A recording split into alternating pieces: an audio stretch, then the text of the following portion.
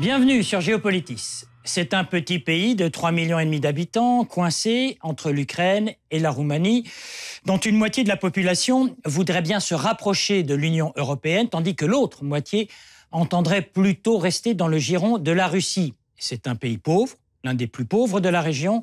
La corruption y est endémique. On en parle très peu dans les médias. Raison de plus pour évoquer cette nation toute faite de diversité.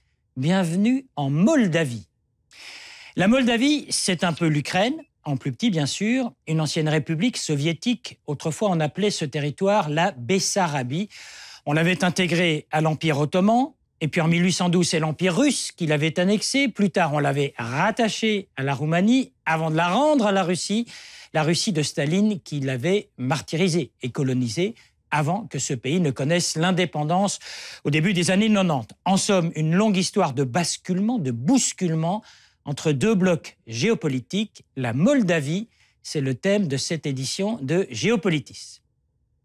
Si vous le voulez bien, on va faire un clin d'œil à Tintin et à Hergé, et disons que la Moldavie, c'est quelque part entre la Bordurie et la Sildavie, avec un parfum de Balkan et de sceptre d'autocar. Plus sérieusement, voilà où se situe la Moldavie. Au nord, à l'est et au sud-est, c'est l'Ukraine, assez loin de la Russie, qui n'est pas un pays frontalier de la Moldavie, comme on le croit généralement. Au sud, la mer Noire, et puis à l'ouest, c'est la Roumanie, pays avec lequel cette ancienne Bessarabie était associée, mais ça, c'est l'histoire ancienne.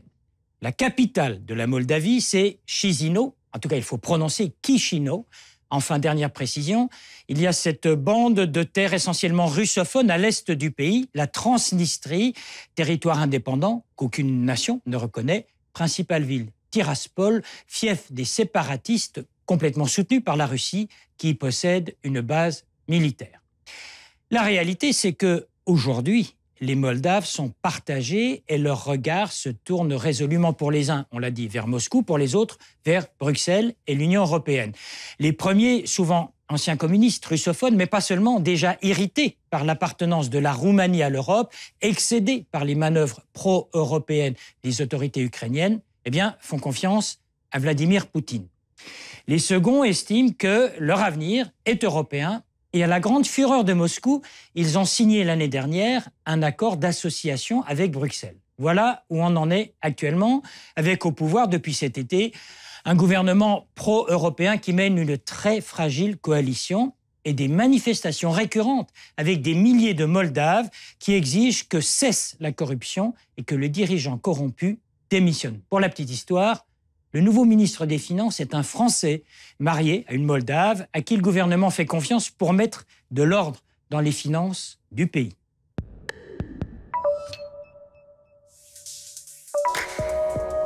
C'est un accord d'association, rien de plus. Il ne s'agit aucunement d'une demande d'adhésion à l'Union européenne, laquelle n'envisage pas d'intégrer la Moldavie. C'est pourtant ce simple accord qui a mis le feu aux poudres. C'était l'année dernière, Moscou décidant immédiatement de mettre un embargo sur tous les produits alimentaires moldaves. Du coup, l'Union européenne donnait son accord pour importer une partie de ces produits de Moldavie, mais cela ne pouvait guère compenser la perte énorme du débouché du marché russe pour Chisinau. D'autant que le pays connaît une crise financière sans précédent, le leu, c'est-à-dire la monnaie locale, baissant de près de 20% par rapport à l'euro. De fait, la Moldavie survit surtout grâce à l'argent envoyé par ses citoyens partis à l'étranger, en Europe ou en Russie, une situation que connaît un quart de toute la population. Les dernières élections de 2014 indiquent une quasi-égalité des forces politiques, c'est du 50-50. Le nouveau Premier ministre a obtenu le soutien de 52 voix sur un total de 101 députés. Et c'est une coalition pro-européenne assez fragile qui gouverne actuellement le pays. Il faut aussi préciser qu'en juin dernier, lors des élections municipales, la majorité des villes a choisi des maires pro-européens. Pour autant, à Bruxelles, on considère que tout cela est très instable, voire contestable au niveau de la régularité des votes. L'Union européenne doit prendre en compte la réalité du terrain. Le pays est et reste très divisé. La crise ukrainienne doit servir d'exemple de ce qu'il ne faut surtout pas faire, à savoir exiger de ce pays qu'il choisisse vite, trop hâtivement, entre Moscou et Bruxelles. En Moldavie, on est toujours à la recherche d'un bon milliard de dollars, une somme qui représente tout de même quelques 15% du produit intérieur brut du pays et qui a tout simplement disparu de la circulation. Au départ, on sait que 3 banques du pays avaient rassemblé cette somme pour accorder un prêt à un mystérieux emprunteur. Le problème, c'est que l'on n'a jamais su qui était cet emprunteur. L'argent est-il parti tout droit vers des caisses occultes en Russie? Cet argent a-t-il disparu dans des circuits de corruption qui sont chroniques en Moldavie? A-t-il été placé à l'étranger? Nul n'a de réponse probante. Pour mettre de l'ordre dans toutes ces affaires financières de corruption, la Moldavie a demandé à un Français de prendre la tête du ministère des Finances, un conseiller de haut vol, Stéphane Bridé, qui connaît bien le pays, pour y avoir travaillé pendant 15 ans et pour avoir épousé une citoyenne moldave.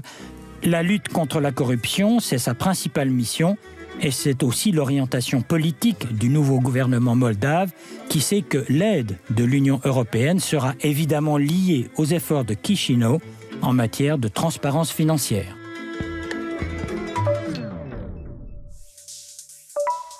L'invité de Géopolitis, Margareta Stroth, vous êtes de citoyenneté moldave, vous êtes journaliste, correspondante ici au Palais des Nations, à Genève. Vous revenez de votre pays, vous y étiez tout à fait récemment. D'abord, une question, est-ce que ça vous énerve le fait qu'en Europe, on ne sait même pas où est la Moldavie? Ça m'énerve. C'est une surprise pour vous? C'est une très grande surprise. Parce que la Moldavie se trouve sur le continent européen. Oui. C'est pas sur un autre continent. Non, tout à fait. On a l'impression que c'est vraiment très loin. Non, c'est pas loin, c'est à 2500 km. C'est pas loin, c'est en Europe.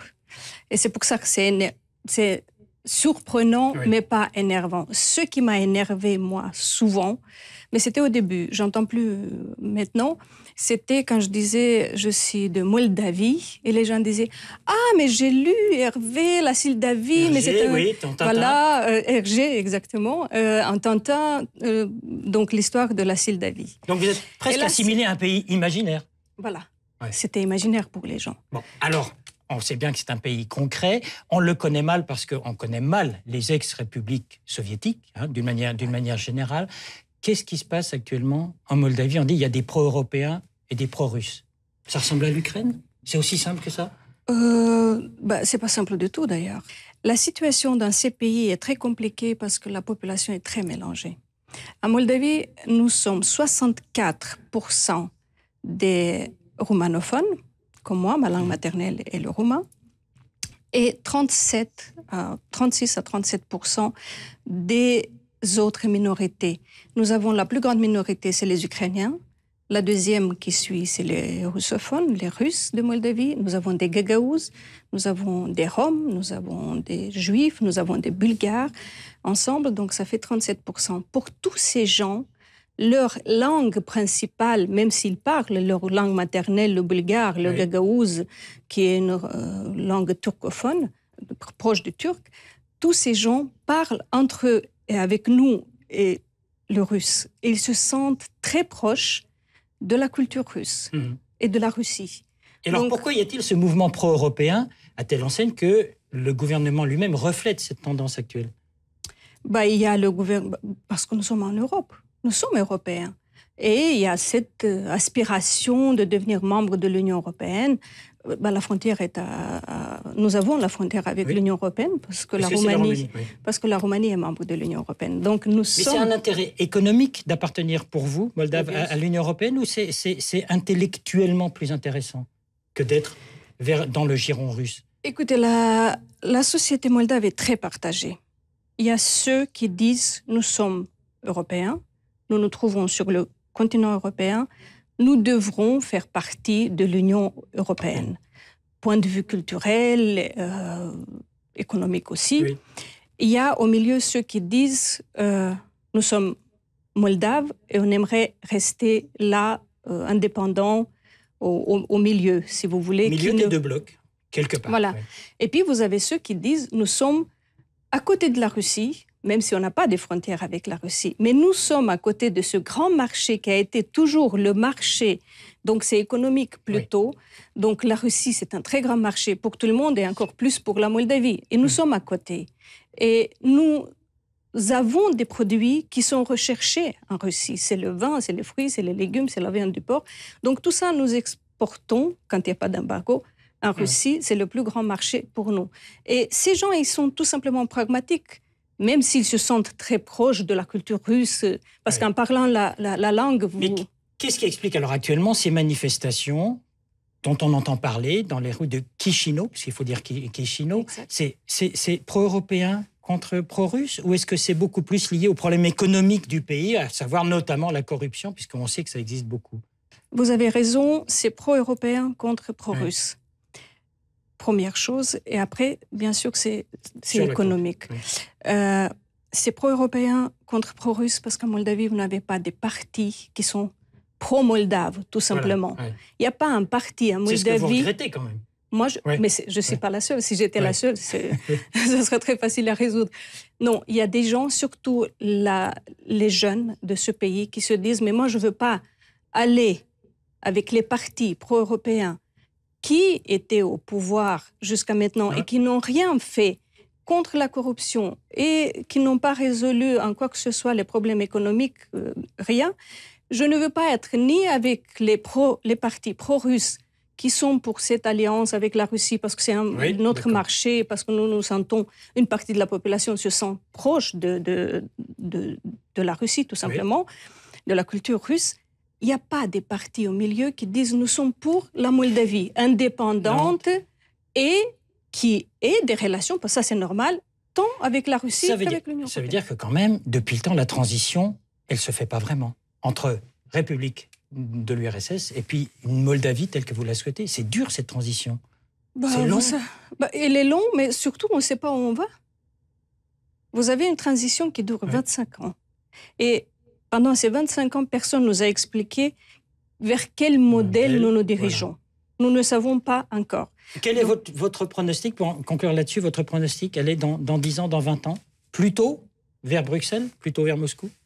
Nulle part. Nulle part. Nulle part. Nous sommes là. C'est un pays qui se trouve, malheureusement ou heureusement, ça dépend des interprétations, au milieu de tous les chemins des envahisseurs. C'est comme ça d'ailleurs qu'on a été occupé par l'Empire ottoman. On était sur leur chemin. Donc les empires veulent prendre position parce qu'il faut passer par là.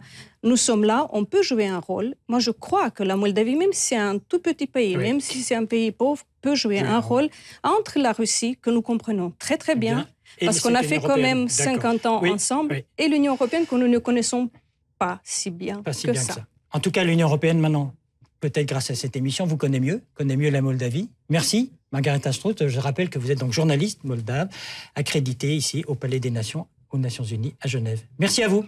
Merci. Il y a au moins une bonne raison qui explique notre grande ignorance géographique, historique et politique de cette région du monde. Qui, en effet, connaissait et parlait de la Moldavie, de la Transnistrie ou de la Gagaouzie du temps de l'Union soviétique? L'image de propagande que délivrait alors Moscou était celle d'un empire, d'un tout, d'un bloc, comme si l'Union soviétique était un pays homogène, monoethnique, monolinguistique, unifié et consolidé par des siècles d'histoire commune. Il n'en était rien, mais cela, on ne s'en est rendu compte qu'à la fin de l'Empire soviétique. Cet empire, c'était une mosaïque de peuples et de nations ô combien différentes, agrégées parfois par la force des armes et réduites au silence par les régimes successifs de terreur. Et ce n'est qu'après 1991 que nous avons fait connaissance avec des nations comme la Tchétchénie, la Géorgie ou précisément la Moldavie. Dans l'URSS, il n'y avait donc pas que la Russie. À présent, nul n'est censé l'ignorer. Et sur la page web de Géopolitis, préparée par David Nicole, vos commentaires et réactions, des séquences vidéo, des sites internet, de la cartographie, notre rubrique Vue du passé, la possibilité de podcaster cette émission de la RTS. Et vous êtes toujours les bienvenus sur Géopolitis.